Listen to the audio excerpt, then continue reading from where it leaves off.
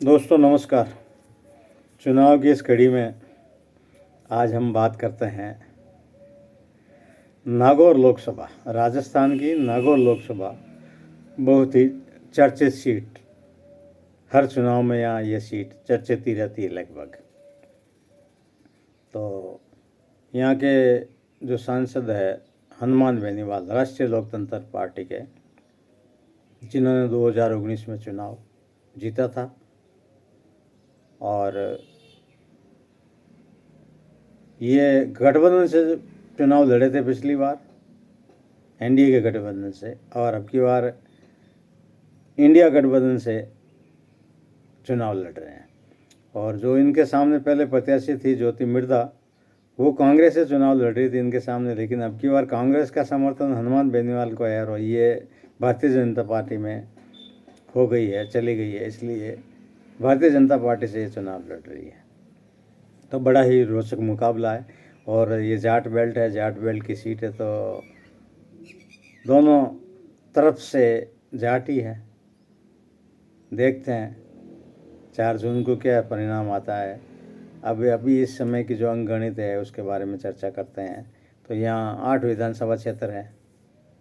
8 विधानसभा क्षेत्र में नागौर, लाडनू, परबतसर, मकराना, नावा, जाइल, खींवसर और डीडवाना,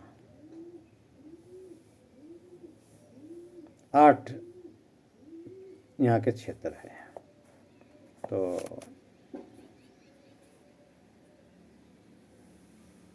हनुमान बेनीवाल आरएलपी 2019 में 1,81,260 मतों से उन्होंने जीत दर्ज की थी और इनको लगभग 34% वोट मिले थे। और ज्योति मिर्धा को यहाँ 25% वोट मिले थे, जो कांग्रेस से फाइट की थी।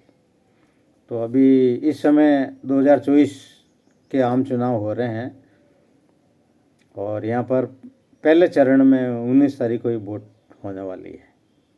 तो हनुमान बेनीवाल राष्ट्रीय लोकतांत्रिक पार्टी और गठबंधन, इंडिया गठबंधन से उम्मीदवार हैं। तो वहीं ज्योति मिर्धा भारतीय जनता पार्टी की, एनडीए भारतीय जनता पार्टी के उम्मीदवार हैं।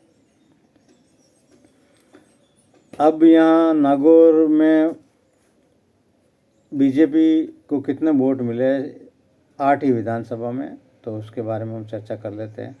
नागौर से प्रॉपर से 72,590 भारतीय जनता पार्टी को वोट मिले। लाडनू से 81,275 भारतीय जनता पार्टी को वोट मिले। परबतसर 81,214, मकराना 67,230, नावा 1,06,159 मत मिले। जाइल से 70,468, खींवसर से 70,433 और डीडवाना से 48,814। ये वोट विधानसभा के जो अभी दिसंबर 2023 में जो चुनाव हुए हैं, उस चुनाव में जो विधायक है उसके अनुसार हम गणना कर रहे हैं। तो इन विधायकों को ये वोट मिले अपनी पार्टी से। उसी प्रकार बात करते हैं कांग्रेस की। तो कांग्रेस को नागौर से 87,110, लाडनू से 97,229, परबत से 91,530, मकराना से 96,544, नावा से 82,211, जाइल से 68,903, खींवसर से 27,763 और डीडवाना से 68,560। तो इस प्रकार ये विधानसभा में जो दोनों पार्टियों को मत मिले। अगर इन मतों की गणना की जाए खाली दोनों पार्टियों के बीच में,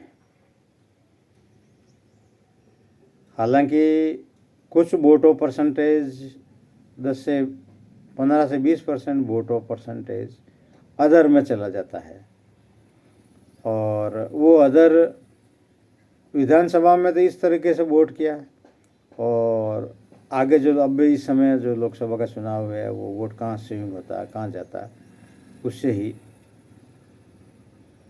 पता चलेगा। तो भारतीय जनता पार्टी को कुल 6,02,183 मत मिले विधानसभा चुनाव के हिसाब से 8वां विधानसभा क्षेत्र में। उसी प्रकार कांग्रेस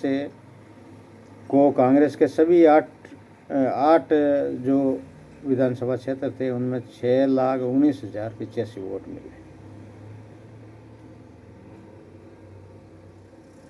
6,19,855 वोट मिला। तो इस प्रकार दोनों के अगर वोटों की गणित की जाए तो यहाँ पर कांग्रेस वैसे तो बराबर लगभग बराबर जैसा है, लेकिन कांग्रेस को 17,000 लगभग वोट ज़्यादा मिले। और इसमें यहाँ देखा जाए तो भारतीय जनता पार्टी के 2 विधायक है, कांग्रेस के 2 है, एक निर्दलीय और एक आरएलपी, ये 8 इस तरीके से।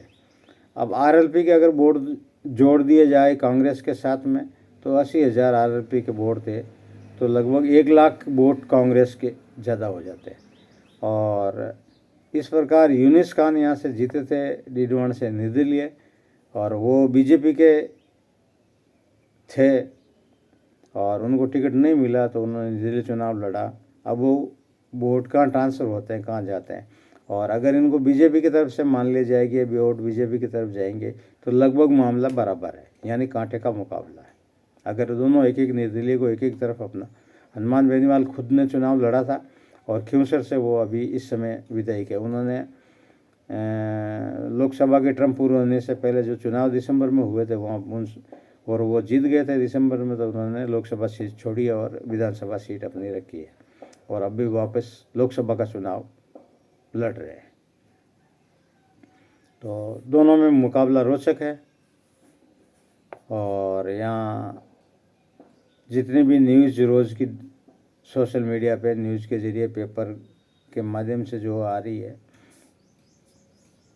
उसमें बताया जा रहा है हनुमान बेनीवाल का पलड़ा ज़्यादा है, क्योंकि यहाँ कांग्रेस के 4 विधायक है और ऐसा भी बताया जा रहा है कि निर्दलीय यूनिस खान और हनुमान बेनीवाल की अपनी खुद की सीटें तो लगभग 6 सीटें हो जाती है 8 में से, और बीजेपी की सिर्फ 2 विधायक हैं। तो जाट बाहुल इलाका है, दोनों प्रत्याशी जाट हैं, कुछ भी कहा नहीं जा सकता।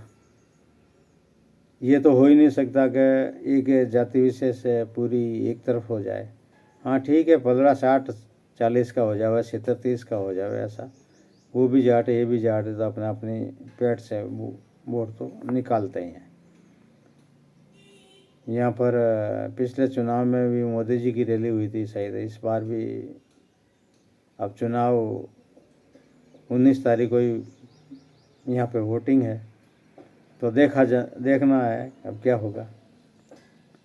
आखिरी परिणाम तो 6 जून को ही सामने आने वाले हैं, लेकिन मोटे तौर पे जितने भी न्यूज़ आ रही है सोशल मीडिया के ज़रिए, राष्ट्रीय चैनलों तक अगर इस सीट के बारे में चर्चा हो रही है तो सारी चर्चा में हनुमान बेनीवाल को एज देते हैं सभी, जितने भी सर्वे।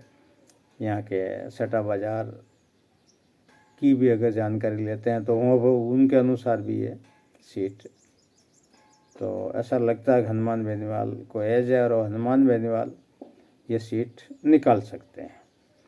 और ये धरातल से जुड़े हुए हैं। यहाँ प्रचार में कि मृधा ज्योति जी के बारे में लोग वहाँ ऐसी धारणा बना रखे हैं कि अब मृधा परिवार यहाँ रहता नहीं है।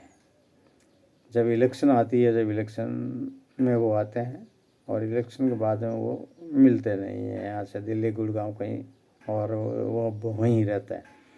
तो उनको ये कि जगह जगह ये भी सामना करना पड़ रहा है। हालांकि जो एक समय था नाथुराम जी मिर्धा, रामनिवास मिर्धा का, वो समय अब ऐसा नहीं रहा। और ज्योति मिर्धा लगातार 2 एमपी के चुनाव हतीन हार चुकी है। अभी जस्ट विधायक का चुनाव था, वो उन्होंने नागौर से लड़ा और हार गई थी। उनके सामने उनके भाई ही जीते हैं, रामनिवास मिर्धा जी के लड़के। तो जाटों का क्षेत्र है, बड़ा रोचक मुकाबला है। देखते हैं अब क्या होता है। चुनाव की तारीख नज़दीक आ गई है, प्रचार चरम सीमा पे चल रहा है, ताबड़तोड़ प्रचार दोनों पार्टियों की तरफ से चल रहा है। अलग अलग हनुमान बेनीवाल के तो वो खुद ही है स्टार प्रचारक, वही चुनाव प्रचार कर रहे हैं बीजेपी के लिए कि ये लोग आ रहे हैं, प्रचार कर रहे हैं, रैलियाँ कर रहे हैं, तो देखना है कि क्या होगा। पर मुकाबला कांटे का है और एज हनुमान बेनीवाल को है, जो अपनी पार्टी राष्ट्रीय लोकतांत्रिक से लड़ रहे हैं इंडिया गठबंधन से। तो आपको वीडियो कैसा लगा तय कीजिएगा, शेयर कीजिएगा, हमें भी प्रोत्साहन दीजिएगा। आपका बहुत बहुत धन्यवाद। जय हिंद, जय भारत।